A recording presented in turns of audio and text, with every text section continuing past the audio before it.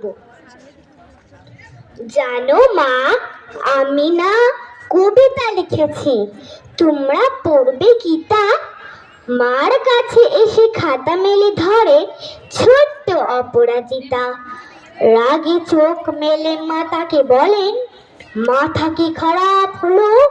6-5 না লিখে বরং অঙ্কের খাতা খোলো। মুখ ভার করে গুটি গুটি পায়ে গেল সে বাবার কাছে।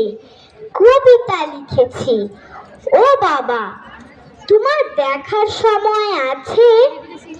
মুখটি না তুলে বললেন বাবা, কবিতা লিখেছো, বেশ, পড়ব তো বটে, আগে খবরের কাগজটা করি শেষ।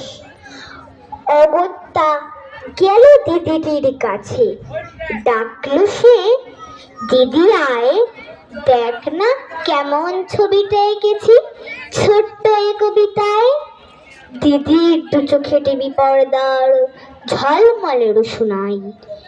বলল, কবিতা তুই লিখেছিস? কবিতা না ওটা ছাই। অপরাজিতার চোখ ছলো ছলো, বুকে কান্নার ঢেউ। তার লেখা এই প্রথম কবিতা দেখলো না পড়ে কেউ।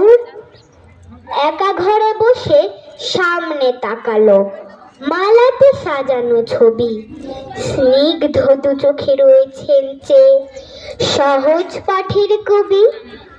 কবিতার খাতা মেলে সে ধরলো, ঠোঁট দুটো থরো থরো।